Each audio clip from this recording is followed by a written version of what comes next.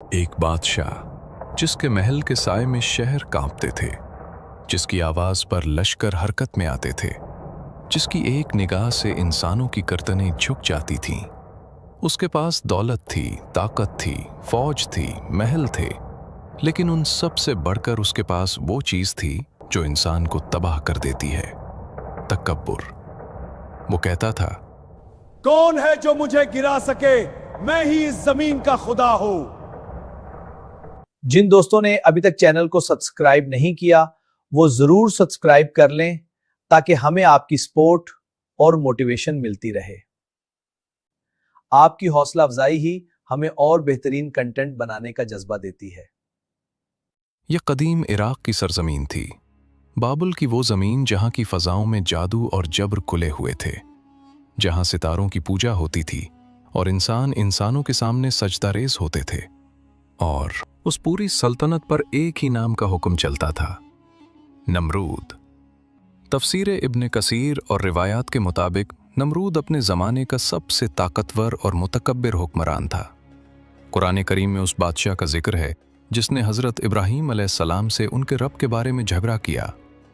لوگ اس کے قدموں کی آہٹ سے لرز جاتے۔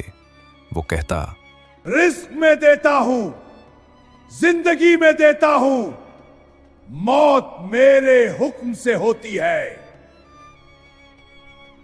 لیکن کیا آپ جانتے ہیں اس تکبر کے پہاڑ کا انجام کیسے ہوا؟ نہ تلوار سے، نہ بڑے لشکر سے، نہ کسی بڑی جنگ سے۔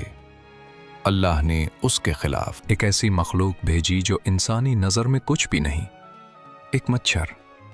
وہی زبان جس سے کہتا تھا میں خدا ہوں، آخر میں اسی تکلیف سے چیخیں مارتی رہی جس دماغ میں تکبر کے محل تعمیر تھے۔ ایک ننھی مخلوق نے اسی دماغ کو کھا لیا۔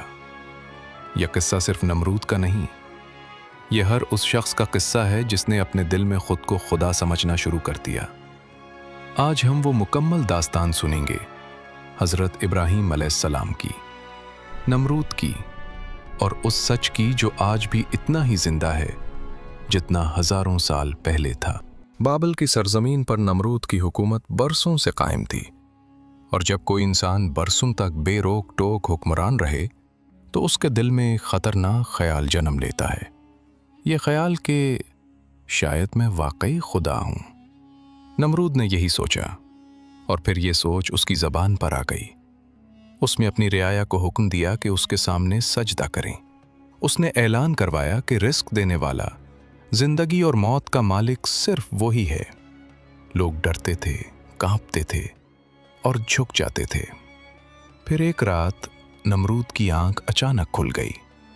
سینے پر بوجھ تھا، ماتھے پر پسینہ تھا۔ اس نے ایک ایسا خواب دیکھا تھا جو کوئی بادشاہ دیکھنا نہیں چاہتا۔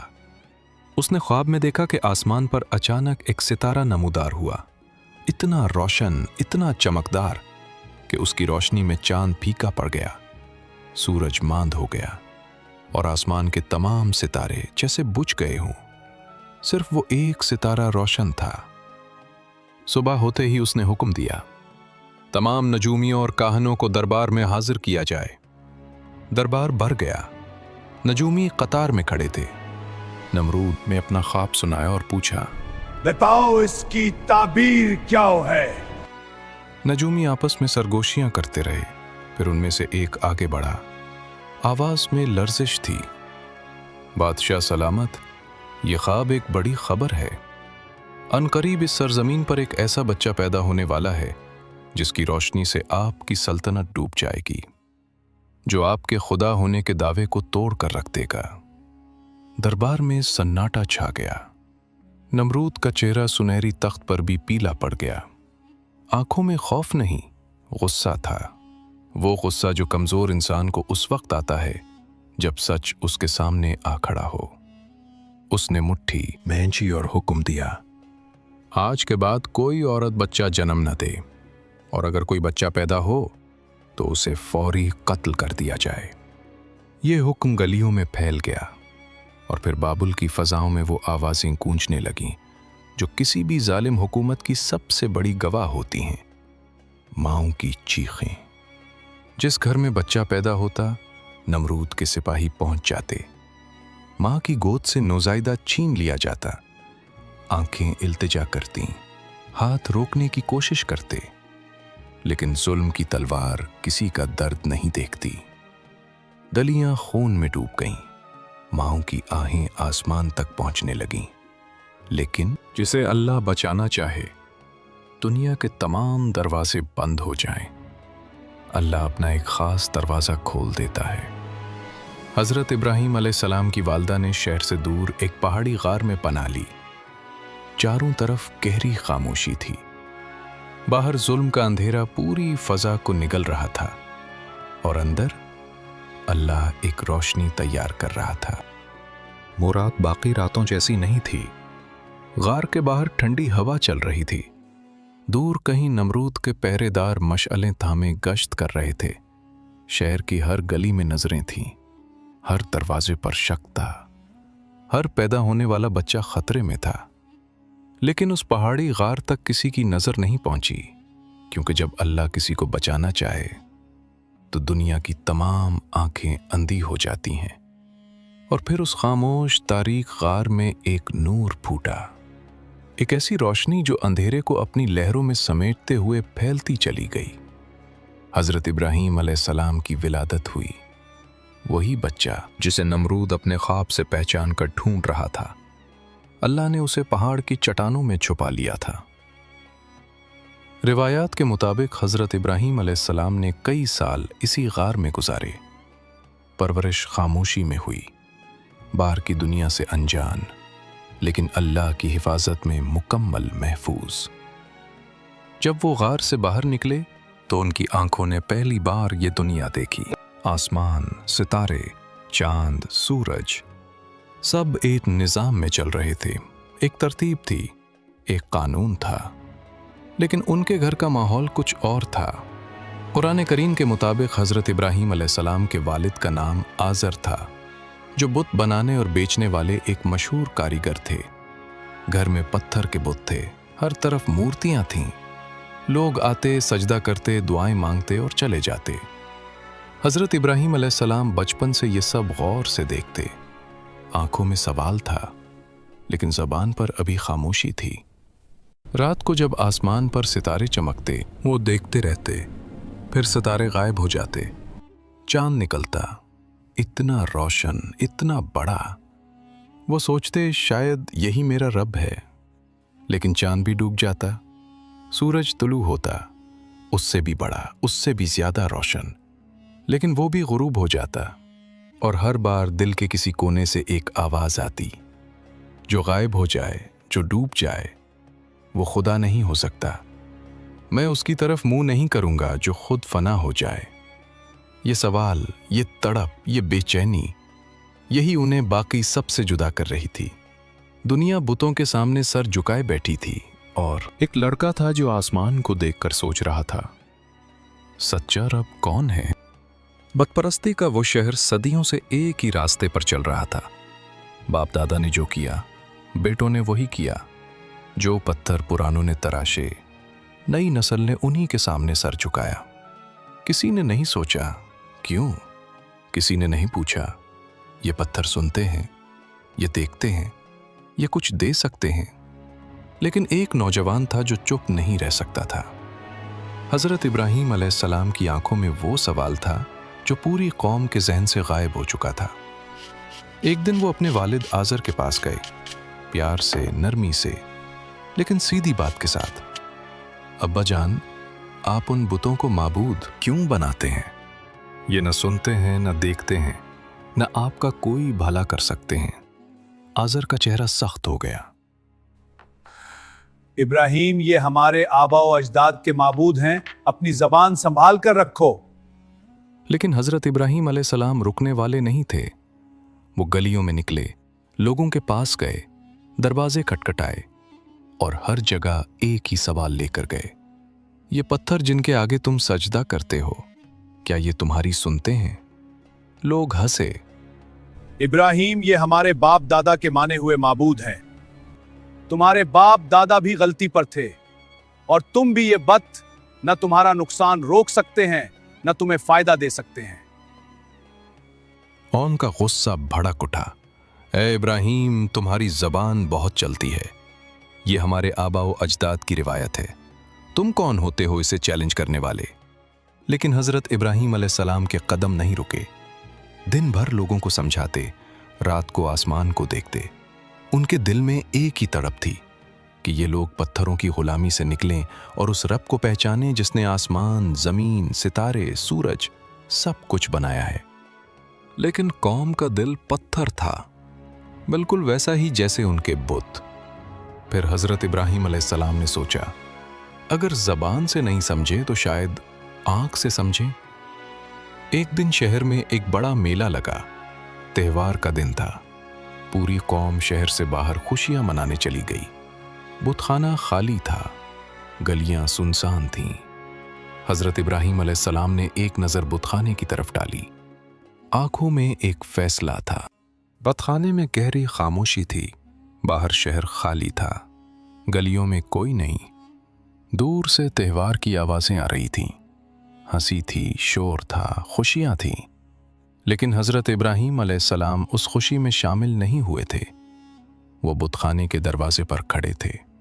اندر قطاروں میں بت سجے تھے، بڑے بھی چھوٹے بھی، کچھ سونے کے، کچھ پتھر کے، کچھ لکڑی کے۔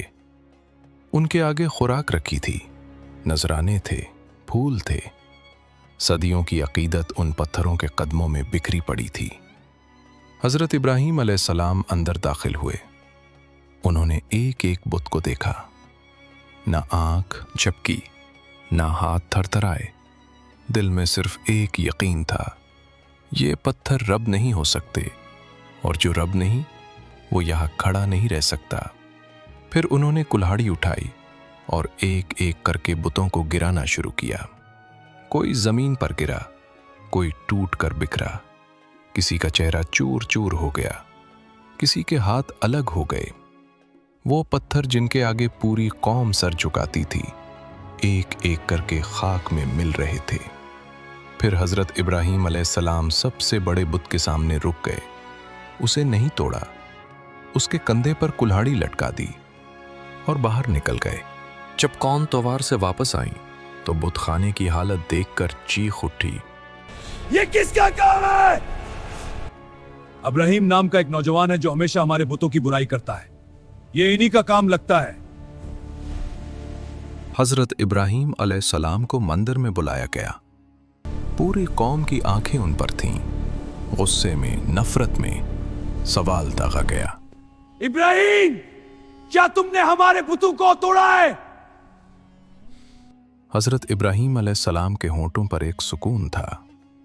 انہوں نے جواب دیا، یہ کام تو اس بڑے بت نے کیا ہے جس کے کندھے پر کلہاڑی لٹکی ہے، اسی سے پوچھ لو اگر یہ بول سکتا ہے۔ قوم ایک لمحے کے لیے رک گئی، پھر کوئی بولا، ابراہیم، تم جانتے ہو کہ یہ بول نہیں سکتے۔ اور یہی وہ لمحہ تھا جس کا انہیں انتظار تھا۔ حضرت ابراہیم علیہ السلام کی آواز پورے مندر میں گونجی، جب تم خود جانتے ہو کہ یہ بول نہیں سکتے، چل نہیں سکتے، نہ فائدہ دے سکتے نہ نقصان، تو پھر تم انہیں رب کیوں مانتے ہو؟ کیا تمہاری عقل نہیں؟ یہ آواز مندر کی دیواروں سے ٹکرائی۔ لوگوں کی زبانیں بند ہو گئیں، لیکن دل نہیں بدلے، کیونکہ جو لوگ صدیوں سے غلط راستے پر چل رہے ہوں، ان کے لیے سچ سننا سب سے بڑی تکلیف ہوتی ہے۔ قوم کا غصہ اب خاموشی سے نکل کر ایک فیصلے میں بدل رہا تھا، اور وہ فیصلہ نمرود کے دربار تک پہنچنے والا تھا۔ خبر نمرود کے محل تک پہنچ گئی۔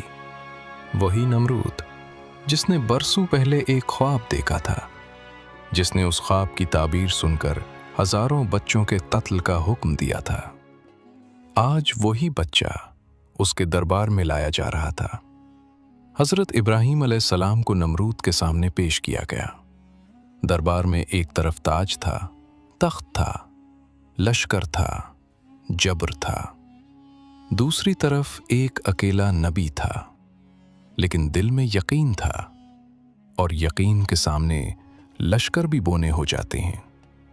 نمرود نے غصے سے پوچھا، تو وہی ہے جو میرے خداؤں کا انکار کرتا ہے، جو میرے خدا ہونے کو نہیں مانتا؟ मेरा रब वो है जो जिंदगी देता है और मौत देता है। नमरूद हंसा, एक तकब्बुर भरा कहता, ये काम तो मैं भी करता हूं।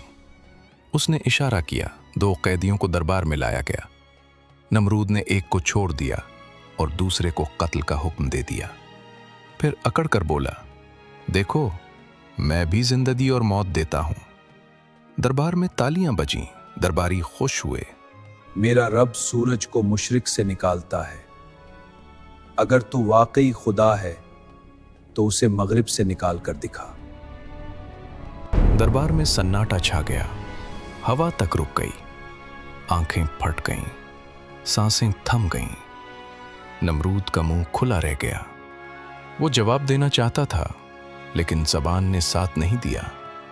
वो चीखना चाहता था, लेकिन आवाज ने साथ नहीं दिया। तकब्बुर का वो पहाड़ जो बरसों से खड़ा था, पहली बार हिला।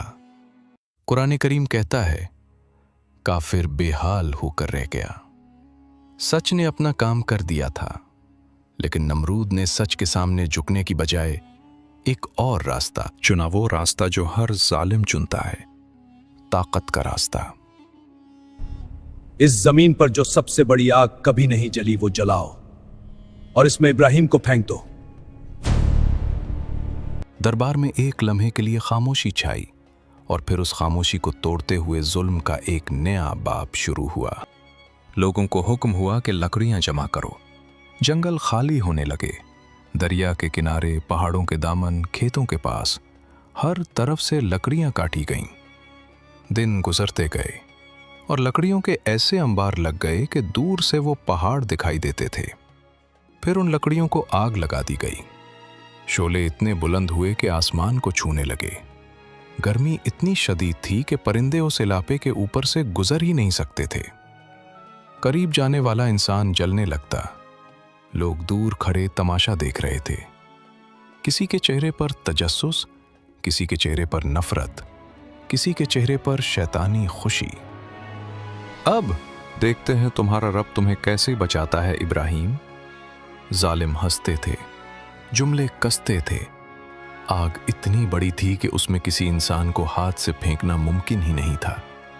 फिर उन्होंने एक मंजनीक तैयार की, वो आला जिससे बड़े पत्थर दूर तक फेंके जाते थे। आज इस मंजनीक में पत्थर नहीं, अल्लाह के नबी को बांधा जा रहा था। हजरत इब्राहीम अलैहिस्सलाम के हाथ बांधे गए, उन्हें मंजनीक पर लुटाया गया। इस लम्हे भी दिल में घबराहट नहीं थी, यकीन था। फिर मंजनीक चलाई गई। हजरत इब्राहीम अलैहिस्सलाम हवा में उड़े, सीधे जुलती हुई आग की तरफ। लेकिन ऊपर अर्शे इलाही से एक और हुक्म उतर चुका था। कुरान कहता है, हमने कहा, ए आग, इब्राहीम पर ठंडी हो जा और सलामती बन जा। आग की फितरत बदल गई। जो जलाने के लिए पैदा हुई थी, उसी रब ने उसे ठंडा और महफूज बना दिया। अंगारों की जगह नरमी आ गई, शोलों की जगह सुकून आ गया। रिवायात में आता है कि आग के बीच सब्जा अगाया, फूल खुल गए और हजरत इब्राहीम अलैहिस्सलाम उस आग के अंदर ऐसे बैठे थे जैसे बाग में बैठे हों। बाहर लोग हैरान खड़े थे। वो आग जिसके करीब जाना मुमकिन नहीं था, उसके अंदर एक इंसान पुरसुकून खड़ा था। कपड़े सलामत, जिस्म सलामत, चेहरा नूर से चमकता हुआ। नमरूद की आंखें फटी रह गईं। तकब्बुर की दीवार में पहली बड़ी दुराड़ पड़ चुकी थी। ये वो लम्हा था जब अल्लाह ने सारी दुनिया को दिखा दिया कि जिसे वो बचाना चाहे उसके लिए आग भी ठंडी हो जाती है, रास्ते भी खुल जाते हैं और कायनात के सारे कवानीन उसके हुक्म के सामने झुक जाते हैं। आग का मोजज़ा हो चुका था। हजरत इब्राहीम अलैहिस्सलाम आग के बीच से सलामत निकल आए थे। उनके कपड़े बेदाग, जिस्म महफूज, चेहरा नूरानी। कौम की आंखें फट चुकी थीं। नमरूद का तकब्बुर हिल चुका था, लेकिन जालिम कभी सच के सामने सर नहीं झुका था। नमरूद ने दूसरा रास्ता चुना। एक रात बाबुल की फजाओं में अजीब सी हलचल हुई। आसमान से घटाएं उतरीं। हवा में एक अजीब गूंज थी। पहले एक मच्छर नमूदार हुआ, फिर 2, फिर हजारों, फिर लाखों। एक ऐसी फौज जो इंसानी नजर में कुछ भी नहीं थी, लेकिन अल्लाह की तरफ से भेजी गई थी। नमरूद का लश्कर जो पहाड़ों को तोड़ सकता था, दरिया पुल बांध सकता था, शहरों को फतह कर सकता था, उस नन्ही मखलूक के सामने बेबस हो गया। मशलें बुझ गईं, घोड़े बेकाबू हो गए, सिपाही चीखते हुए अपने बादशाह को पुकारने लगे, बादशाह सलामत, बचाओ। ये क्या है? नमरूद अपने महल में छुपा हुआ था, लेकिन मच्छरों की वो फौज उस तक पहुंच गई। वो अपना चेहरा ढांपता, दरवाजे बंद करता, कपड़ों में छुपता। आखिरकार एक मच्छर नमरूद की नाक में दाखिल हो गया। दिमाग में दर्द फैल गया। वो जिस्मानी तकलीफ पहले कभी न सही थी। तकब्बुर का वो पहाड़ जो आग, तलवार, लश्कर, दौलत सब कुछ बर्दाश्त कर सकता था, एक नन्हे मच्छर की तकलीफ से डिगमगा उठा। नमरूद चीखने लगा। वो अपने सर पर मुट्ठियों से ज़र्ब लगाता, दीवारों से सर पीटता, हल्के फर्श पर लोथरे हो जाता। जिस जबान से कहता था मैं खुदा हूं, आज वही जबान चीखों में डूब गई। अख अख, निकालो, हकौल लो। सिपाही हैरान खड़े देखते रहे। उनका वो बादशाह जिसके सामने दुनिया कांपती थी, आज एक कीड़े से लड़ रहा था। दिन गुजरते गए। मच्छर ने नमरूद के दिमाग को खा लिया, उसकी सांस रुकी, और बाबुल का वो मुतकब्बिर बादशाह जिसने अपने आप को खुदा समझा था, एक नन्हे मच्छर के हाथों मौत के मुंह में चला गया। ये अंजाम अल्लाह का इंसाफ था। जो इंसान अपने आप को खुदा बनाना चाहे, अल्लाह उसे इसी मखलूक से हलाक कर देता है जो उसकी नज़र में सबसे कमज़ोर हो।